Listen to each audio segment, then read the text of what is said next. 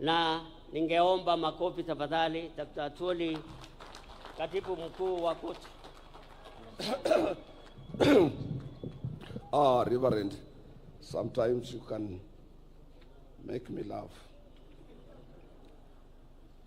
Your Excellency, the President of the Republic of Kenya and Commander-in-Chief of the Defense Forces, Dr. William Samoei Ruto, I want to assure you that today I will be very, very brief, because in your position as our President, you have all information concerning the working men and women across our country. I want to recognize the Cabinet Secretary. I want to recognize your Prime Cabinet Secretary, Honorable Dr. Musalia Mudavadi. I want to thank him also to have taken time to accompany you. I want also to recognize my own minister or Cabinet Secretary, Minister of Labor, Social Protection, Mheshimiwa Dr. Alfred Mutua. All Cabinet Secretaries present, the Principal Secretary, Minister of Labor and Social Protection, State Department for Labor, Honorable Shadrach Mwangolo Mwadime, the Principal Secretary, Minister of Labor and Social Protection, State Department for Social Protection and Senior Citizen Affairs, Mheshimiwa Joseph Mogosi Motari. I want to recognize the Executive Director of the Federation of Kenya Employers, Sister Jacqueline Mugo, accompanied by her able president of the organization. Other principal secretaries present, ambassadors and high commissioners, managing trustee of our National Social Security Fund, Brother David Koros, the acting Director General of the Industrial Training Authority, nowadays is known as NITA, National Industrial Training Authority, Sister Teresa Wasike. Other dignitaries present, members of the Executive Board of KOTU, members of our Secretariat, our brothers led by Brother Eid Marcel from Cairo, Egypt, who leads the giant Egyptian Trade Union Federation, who are here with us. You are most welcome. Your Excellency, first and foremost, as I said, I will be very brief. I want to take this opportunity to thank you. We can't take it for granted. You were with us here last year. And since you were elected as our president, you have respected your position as a worker number one. And you have been with us all the time that workers have assembled here. You have shared this International Labor Day with us. Your Excellency, we are celebrating also our 60th anniversary. We have been around for 60 years. And in these 60 years, Your Excellency, I have been around as the leader of labor movement in this country for 24 years. And recently, Your Excellency, when we were with you in Nyanza, I did mention that you are my last president for me to serve. I have served all presidents of the Republic of Kenya, and I also assured shop stewards recently that as you see me here, I'm contemplating to exit. But then, because we have democracy, and there are people who are watching what we are doing, whether we are responsive to workers' needs or not, a section of my executive board met and gave another resolution, and they are confident in me. But I want to assure them, as much as we have heard our song, which says our solidarity is forever, we call ourselves brothers and sisters. This does not mean that as we enter into the new year, that it will be only Atwoli who can be able to lead labor movement. Our organization is democratic. We are free and independent. And among our affiliates, 42 of them, they know your capabilities, those who are affiliates, your abilities to articulate issues concerning working men here and across the globe, and they will make a decision. And we will respect their decision. Your Excellency, this year's theme is self-reliance in production is the key to economic growth. Your Excellency, unless we are in producing, unless we are in manufacturing, unless we are attracting foreign exchange, our economy can hardly grow. But if we produce and we support you towards that direction, we will be in a position to spur economic growth and create more employment for our young men and women. Your Excellency, as Kenyan workers, we remain alive to the fact that global political trends largely affect market dynamics and the prospects for growth and employment creation.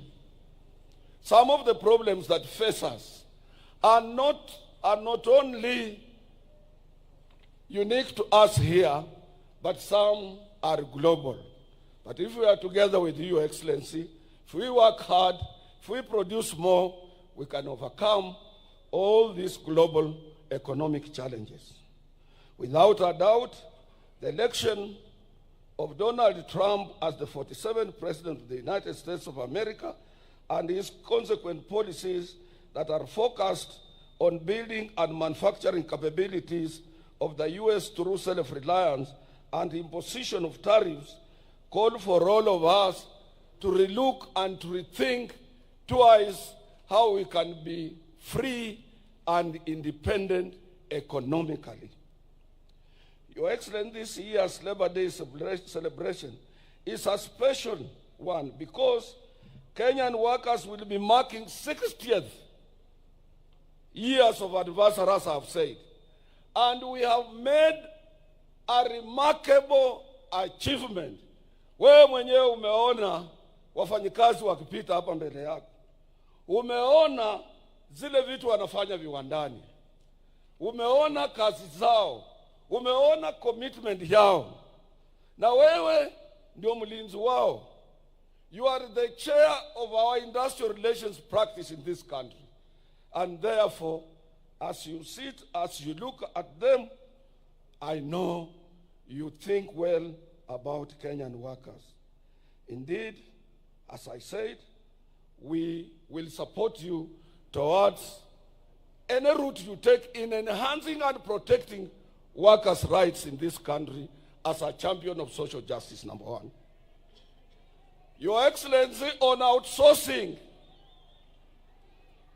Your Excellency, one of the biggest problems that your government faces in meeting its revenue collection target is outsourcing of labor that has become very common among the Kenyan employers.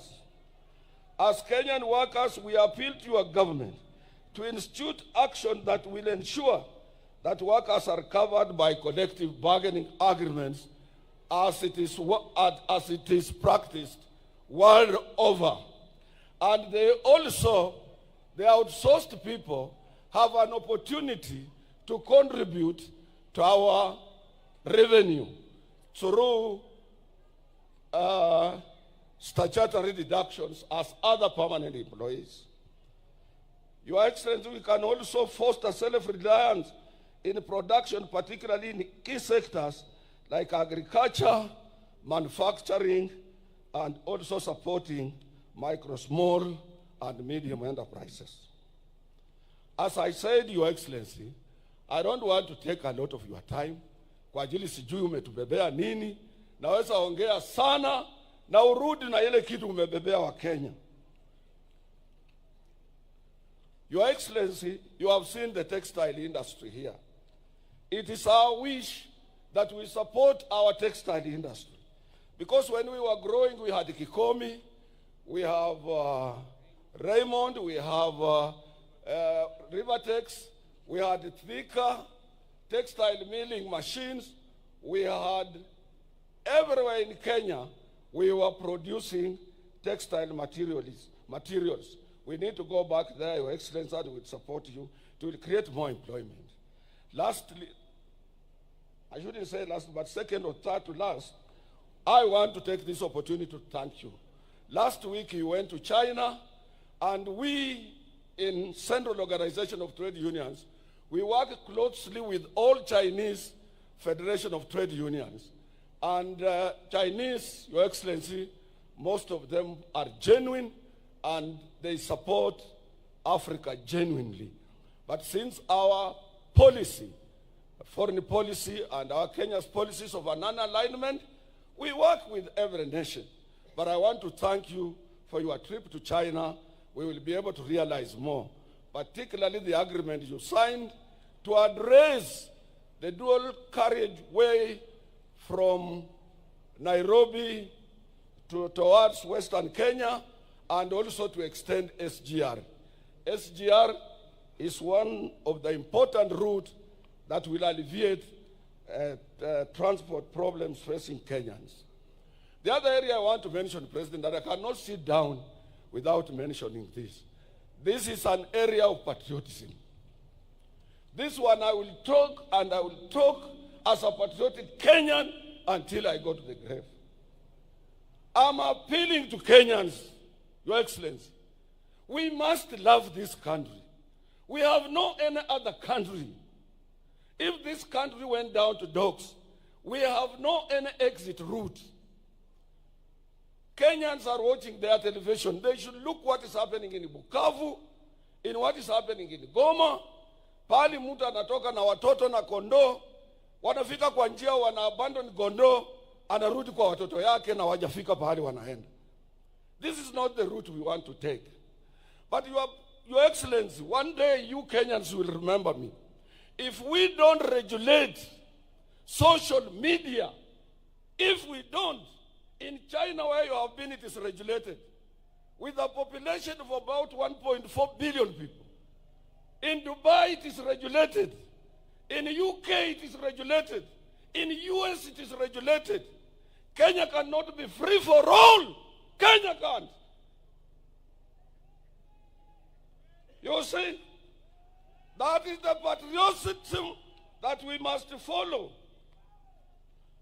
Your Excellency, I want to appeal to you also to apply reforms in public institutions like posts, those postal cooperation, to make sure that it is effective.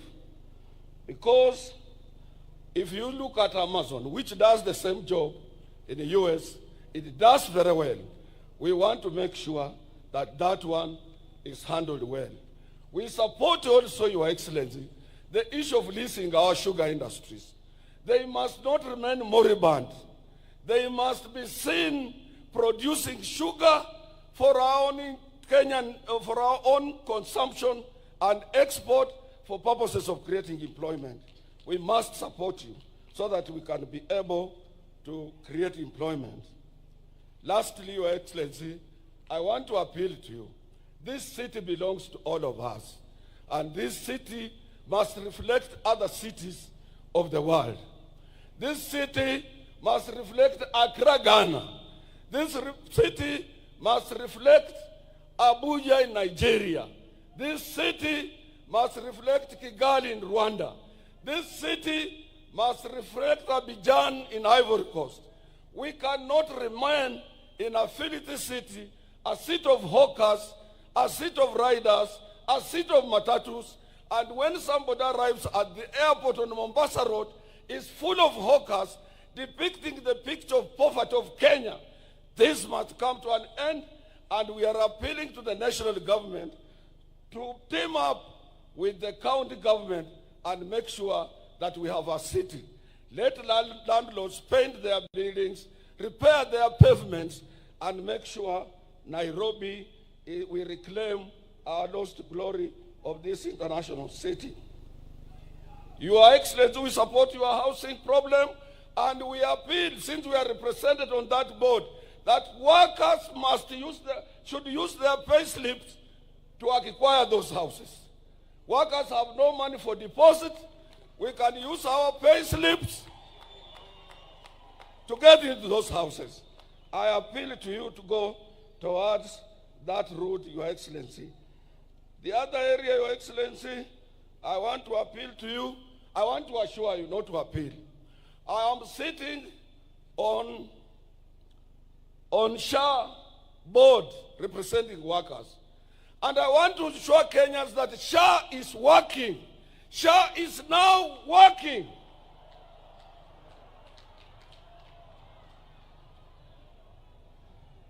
Lastly, Your Excellency, I want to support the managing trustee, Koros, of NSSF. He has done a commendable job. He has done very well. And as I'm talking, since we implemented the new act, NSSF has realized 220 billion for Kenyans, and we must rally behind the managing trustee of the NSSF. Lastly, Your Excellency, we have a problem. You saw workers here with placards saying, let us carry out ratification on ILO Convention number 189 to protect our domestic workers. Let us also ratify ILO Convention 190 to stop both domestic harassment and violence at workplace. These two conventions have been ratified world over. And Your Excellency, you need to talk also to the Federation of Kenya Employers. You are our person. Let them give us support in this direction. Your Excellency, you need also to talk to the Federation of Kenya Employers. That when you gave these workers 6%, to date is not fully implemented. I'm telling you for free and for sure. And there is no any time His Excellency the President has announced the year salary increase and then it becomes a subject of debate.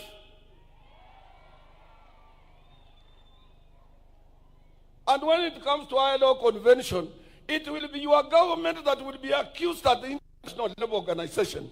It will not be COTU, it will not be the Federation of Kenya Employers. So anybody frustrating the ratification of ILO 189 and Convention 190 is frustrating your government. Anybody who doesn't want that 6% you gave us to be fully implemented, he's not frustrating workers, but he's frustrating the government.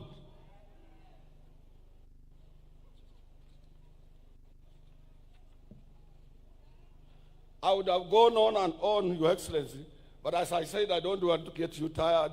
I want to repeat that please, we want to live in a peaceful country, address issues of social media, address issues that are afflicting these workers.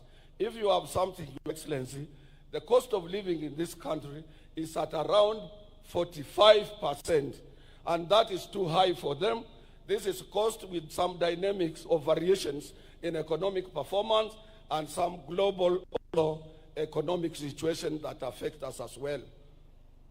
Your minister has tried what he can, but I will assure you, please go to his rescue, try to make sure that these workers are properly compensated, and more so, Your Excellency, what is eating in our jobs are free riders, people who are employed through the back door, outsourced at a lower rate.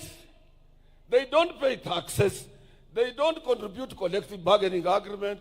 There is no any agreement binding on them. They are slaves in our industries, enslaved by employers, and Kenya as a free country can sit and see people outsourcing people. A company retrenches people. It asks its supervisor to form a company of exploitation. This can't be allowed in free Kenya. Can't! We can't allow that under your watch. As I promised the President, I want to be very brief because we will be talking. May I take this opportunity to invite your Honorable Minister for Labor, Dr. Mutua, who will be able to give some few words and observe protocol, other protocols for you to come and say. The other thing I'm being reminded by my deputy that I had forgotten, ni mambo ya hizi vitu tunakatwa, housing, nini, taxation. It should not be on gross salary. Hizi vitu vinatakana viwe on basic, so that gross, umefanya overtime, umefanya nini,